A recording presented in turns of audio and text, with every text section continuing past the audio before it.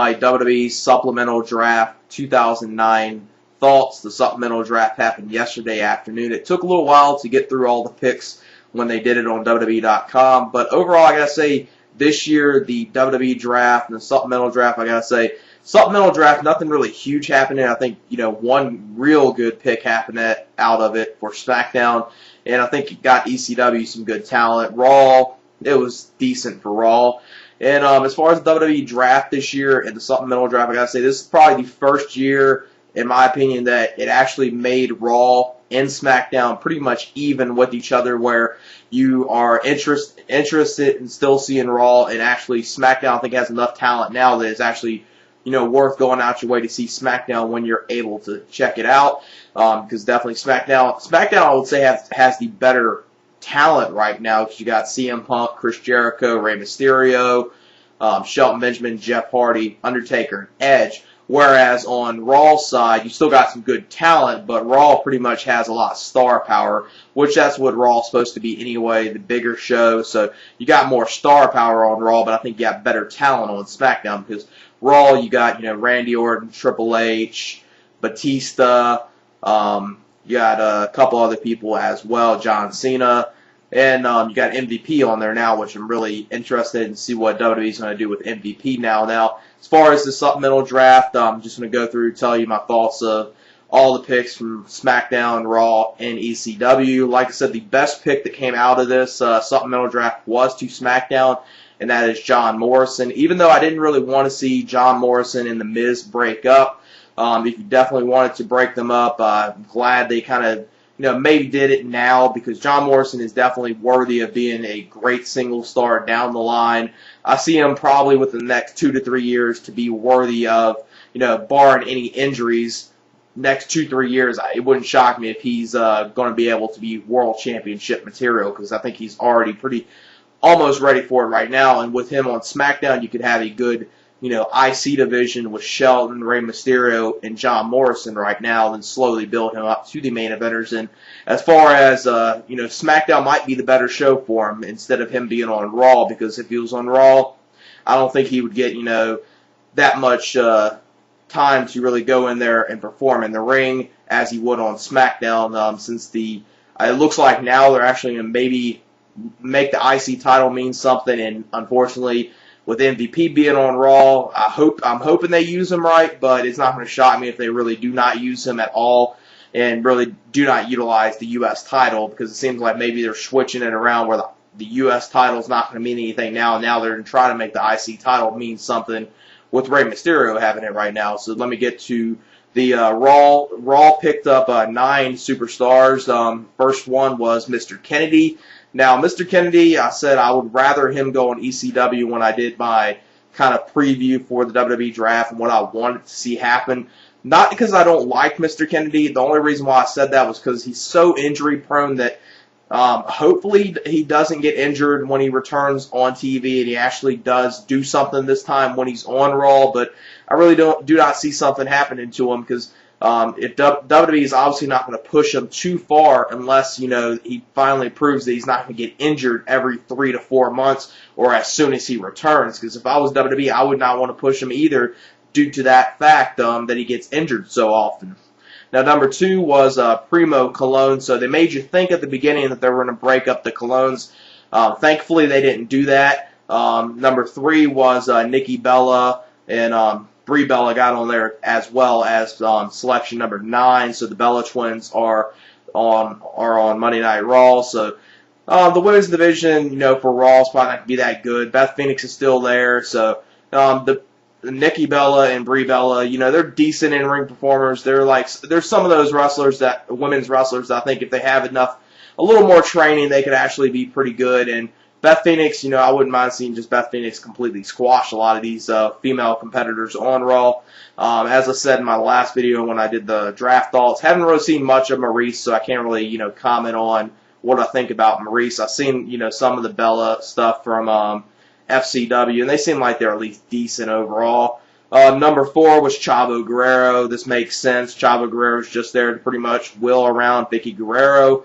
which I can't blame him for doing this. I mean, he probably gets a pretty decent paycheck out of just doing this, and he doesn't really have to wrestle that often, and it makes sense with Vicky Guerrero being GM, that Chavo's on there, so at least that makes sense. Number 5 was Hornswoggle. This is one of those picks that left you pretty much scratching your head. Why did they put Hornswoggle on Raw? I don't understand what they're going to do with this. Hopefully they don't try to use him too much and give him too much airtime, which knowing WWE and some of their comedy stuff, it would not shock me if they try to do a little too much with him. Hopefully they don't. Number 6 was Carlito. Like I said, thankfully they didn't break up the Colognes, because that's the one thing I always hate about these WWE drafts is they always have to break up tag teams. And speaking of breaking up tag teams, number 7 was Festus. So they broke up Jesse and Festus, which can't really blame them breaking this tag team of Jesse and Festus up because they weren't really going anywhere. And I think Jesse is going to be a better single star. He could possibly be one of those stars that could possibly do something in the IC division now with Rey Mysterio. And I think, he'd be good with that. And Festus being on Raw, I don't see much happening with him. He'll be like, Gene Snitsky, probably stay around for a while and then finally get released. That's what I'll see happening to him. Number 8 was the Brian Kendricks. Now, this really shocked me that he went on Monday Night Raw. I was really expecting him to be punished and go to the ECW brand. Now, for the most part, I don't really consider stars going to ECW punishment, but with him, I thought they were going to punish him and put him on the ECW brand. And number 9, like I said, was Nikki Bella. So Raw picked up some good talent. I'm hoping they do something with the Brian Kendricks. Pretty much after he got in that scramble match at Unforgiven, he hasn't really done much, so hopefully they try to do something with him. Him and MVP will be a good U.S. title feud if they would do that. And Mr. Kennedy, I would say, is the best pick they got for Monday Night Raw, but unfortunately he's so injury-prone, I don't see WWE utilizing him that much. And with the Colognes now on Monday Night Raw, they'll have probably a feud with Rhodes and DiBiase, especially since Rhodes and DiBiase picked up defeated them on a recent SmackDown in a non-title match, so that will obviously institute a tag title match between those two, which I think could be very good. And the one thing about the Colognes, even though Raw really only has Rhodes and DiBiase Legacy, and the Colognes, whoever's the tag team champions pretty much can go on any show they want to. So WWE doesn't really have much tag teams, but that's what they'll do with the Unified Tag Team Champions. They can go on Raw, ECW, or SmackDown, and pretty much since they're on Raw, that'll just be the brand they're representing and supporting. That's what they'll do with the Unified Tag Team titles. Then to SmackDown. SmackDown picked up 10 stars. Really not many good picks for SmackDown, but like I said, one really good pick in John Morrison. Number 1 was Shad Gaspar, so they made you think, like the Colognes on Raw, that they were going to break up Crime Time. They didn't break up Crime Time, which really kind of shocked me because they really haven't done much with that tag team, which I'm not a fan of Crime Time, but the one thing about Crime Time is they're so over with the fans, even though they don't get utilized at all and WWE doesn't do anything with them at all. They need to get pushed because they're definitely over with the fans, even still that they're not getting utilized and pushed at all. Number 2 was Alicia Fox. Who cares about this? She'll just be, pretty much, one of those pretty faces on SmackDown that cannot wrestle. But I've seen some decent stuff with her from FCW, just like the Bellas. Pretty much any women's wrestler in WWE, if they just get enough training and try to go in the ring and perform good, pretty much any of them could do it if they wanted to. So if she at least has the drive to go in there and want to perform in the ring, she could probably do it if she just has a little more training. And, having Gail Kim on there, Gail Kim, I feel, could be is definitely one of those stars that women's wrestling, they pretty much pull a good women's match out of anyone just if they give it enough in-ring time. Number 3 was Mike Knox. Who cares about this? Mike Knox shouldn't have even been on Raw. He shouldn't have been drafted to SmackDown. He should have just went to ECW. Or, matter of fact, what I would rather see is him just completely get released from WWE, which it wouldn't shock me if that happens anytime soon. But I think Mike Knox and possibly Festus, it wouldn't shock me if them two are like Gene Snitsky, where they're around with the company so long, you're like, how are these guys still having a job and they finally get released years later? Number 4 was Candice Michelle. Candice Michelle is still out with injury. Now, before Candice Michelle got injured, she was improving in the ring. So she's been out of the ring for so long that improvement that she was actually in her ring skills might have deteriorated a little bit. Hopefully, she'll do good in the ring again. Like I say, Gail Kim's one of those performers that could have a good match with Candice Michelle or anyone that's at least a decent women's performer and have a good match with Gail Kim. Now, number 5 was Ricky Ortiz. Ricky Ortiz, just like Mike Knox, how's this guy staying around? How does this guy still have a job? This is a guy that if I was WWE, I would have just maybe not release him because he might have potential if he gets a little more trained. I would have just took him back down to FCW and had him back down there for a little while and see if he improves, and if he doesn't, then release him. Number 6 was Layla, so Layla's no longer with William Regal.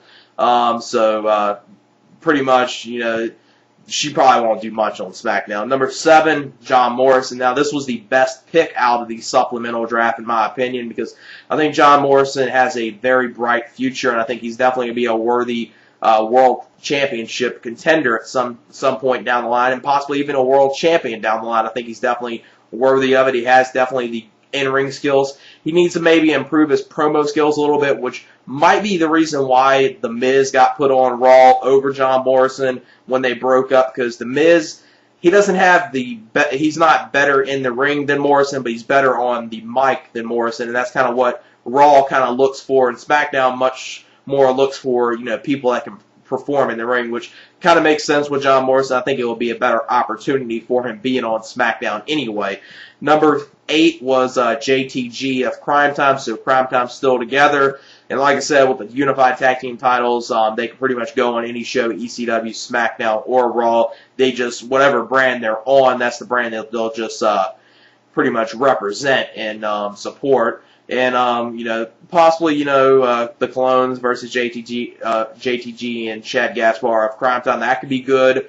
If Rhodes and DiBiase defeat the Clones, which probably will not shock me if it does happen, because I see that being the team that does defeat the Clones for the tag team titles. Since they're strong, they're not really strong heels, but with Randy Orton, they're pretty good heels. And Crime Time's pretty over. Possibly a feud between them two could be very good. Number 9 was Dolph Ziggler. Who cares? That's enough said with that pick. Number 10 was Charlie Haas. Charlie Haas, unfortunately, as much as I like Charlie Haas, and I like him as an in-ring performer, it's not going to shock me by the end of the year or by this time next year. It will really shock me if he's still with the company. This seems like a small step towards, he's going to get released from the company, because we all know that during the supplemental draft, some of the people during the supplemental draft always get released at some point down the line, and unfortunately, 2 stars I like, they got switched during the supplemental draft. Wouldn't shock me if they got released, and that's Charlie Haas and the Brian Kendricks. Now to ECW. ECW only picked up 5, but I think 3 of the picks they picked up were pretty good quality talent. Number 1 was Ezekiel Jackson, so him and Brian Kendricks are no longer together. They'll probably, try to do something with him. Maybe slowly build him up like Bobby Lashley on ECW. Won't shock me if they do maybe a Vladimir Kozlov versus Ezekiel Jackson feud or something like that. Hopefully they don't make Vladimir Kozlov or Ezekiel Jackson ECW champion. Not that that title really means anything, but I think there's better people on that brand that you could give it to, especially with Christian still being on there. I wouldn't mind him having it. Finley, with him being an in-ring veteran, I wouldn't mind seeing him hold on to it at some point down the line. Or some people that maybe got drafted on here possibly hold it at some point down the line. Number 2 was Zack Ryder, so one half of the former Edgehead, so that tag team's no longer anymore, them and Jesse and Festus, which both of them tag teams, you can't really blame WWE breaking up because they weren't really going anywhere anyway. Now, number 3 was D.H. Smith, and a lot of people like, D.H. Smith, whatever happened to him anyway, because he got drafted during the supplemental draft last June and went to SmackDown. And I don't know, I think he was on there for a little bit, then maybe he got hurt, and now he's on ECW. Hopefully they do something with him. Now he has got suspended once before, so that's probably hurt him a little bit for his opportunity and what they might have had planned for him, because there was rumors a little while ago that he might have been put on Raw and added to the Legacy faction, but now he's on ECW, so obviously they're not going to do that. Number 4 was Natalya Neidhart, and I think this is very good with D.H. Smith and Natalya Neidhart. Possibly they'll do the one thing that has been rumored for so long but has never happened with WWE, and that's having a new version of the Hart Foundation. You got T.J. Wilson, a.k.a. Tyson Kidd, on there. D.H. Smith, Harry Smith, and Natalya Neidhart, and they could combine and form the Hart Foundation version 2.0, or just the new version of the Hart Foundation. And Harry Smith and Tyson Kidd, well, D.H. Smith and Tyson Kidd, I think they could be a very good tag team against each other. They could work good against the Colognes, Rhodes and DiBiase, or even Crime Time, and they could definitely be a worthy, tag team contenders if they do go that route and make the new Hart Foundation, which I really will want to see. And number 5 was Hurricane Helms. He got on ECW. I think this is good for him. ECW, I think, is a good fit for him because he was pretty much lost in the shuffle on SmackDown. If he was drafted to Raw, they would never have used him and probably would have released him, which unfortunately, as much as I like him, he's one of those guys that really does kind of shock me. He's still with the company to this day.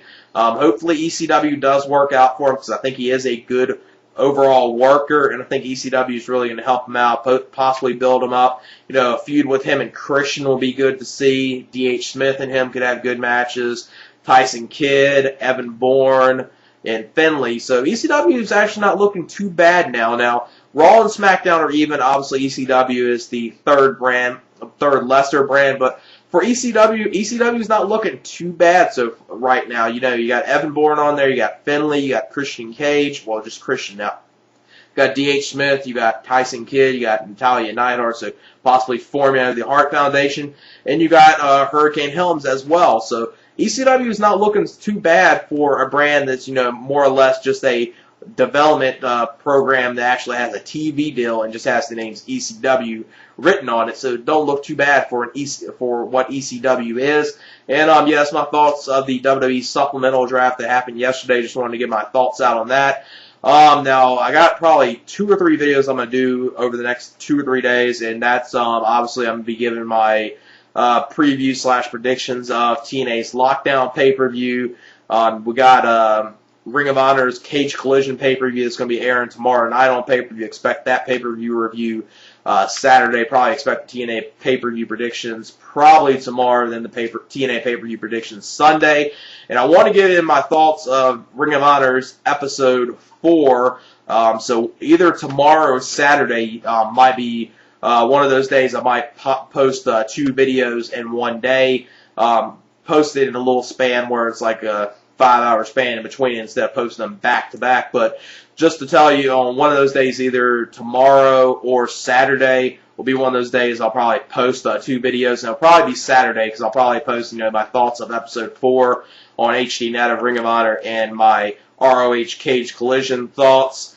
I'll probably do that Saturday, and tomorrow you'll see my predictions for the TNA Lockdown pay-per-view, which for TNA, I gotta say, it actually doesn't look like it's going to be too bad of a pay-per-view, so hopefully that delivers. And like I said, I'll do those are the videos I'll be doing in the next couple days. And yeah, that's it. Peace.